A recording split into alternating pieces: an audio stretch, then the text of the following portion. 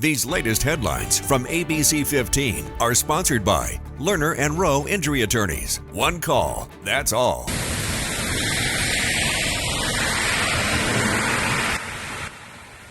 We are on Monsoon Watch 2025 as more storms roll through the valley. Thank you for joining us here for your top stories on ABC 15. I'm Megan Thompson.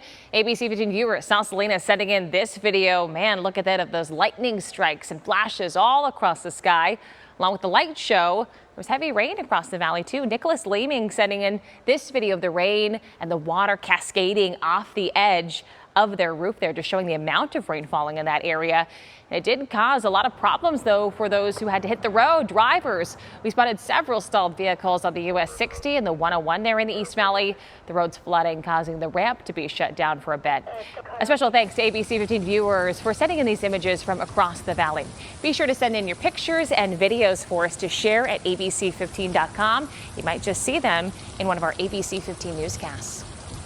Some more top stories for you now. Police in Page are working to learn more after human remains were found submerged inside a car at Lake Powell. After a closer look at the VIN number, investigators say the person found is a man from Utah, reported missing back in 2023. His remains are being taken to a medical examiner in the state of Utah to determine the official cause of death. Arizona Attorney General Chris Mays officially announcing she is running for re-election. In a statement, Mays says in part, by protecting Arizonans from corporate greed, safeguarding our groundwater for generations to come, and standing up to Donald Trump's unlawful attacks on our Constitution, I've been a lawyer for the people every single day. Mays is a Democrat. Republicans like current Senate President Warren Peterson and Rodney Glassman have also announced they will run. Small investors are making up a larger share of home purchases this year, and signs of a more balanced market could mean an opening for the average consumer.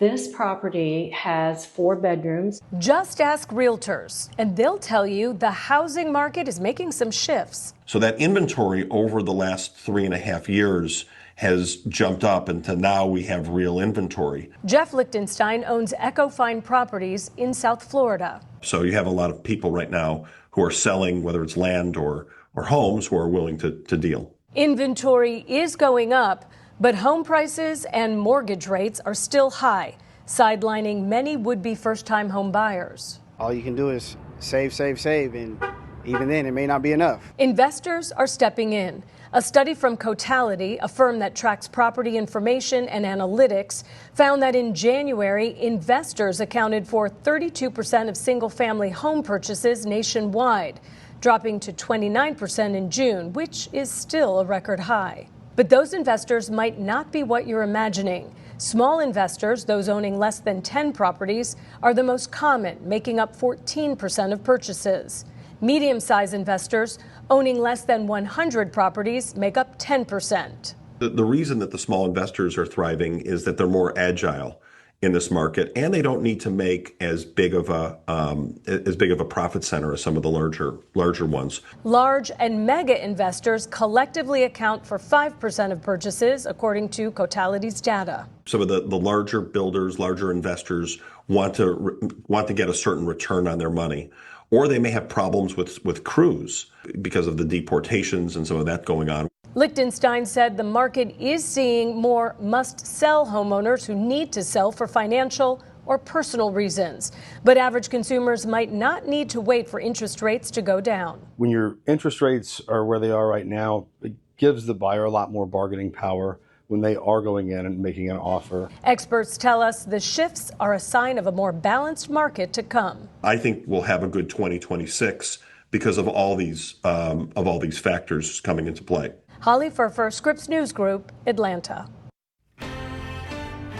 It is an ABC 15 weather action day as we are tracking the chance for strong and severe storms later on today, along with flash flooding here in the valley. Here's your forecast for your Thursday. Starting off dry now in the morning hours. We did have some overnight showers. They'll clear out by sunrise. Then by 8 o'clock, we'll see partly cloudy skies with temperatures in the mid 80s, but watch out for slick roads here and there. We'll be at 92 under mostly sunny skies at midday and calling for a high of only 96 degrees, which is 8 degrees below normal for early September, and we have the chance for scattered storms ramping up later on today. Not only that, we have a flood watch for the valley beginning at noon today until midnight tonight across the valley and in central and southwestern Arizona too, with up to an inch of rain in a few isolated spots. Meanwhile, in western Arizona, it'll be hotter with highs above 100 there in Mojave County with 70s and 80s and low to mid 90s elsewhere across the lower deserts. Your 7-day forecast showing those temperatures staying in the 90s in the valley through Sunday, and the high country will be in the 70s for a while with the best chance for storms later today.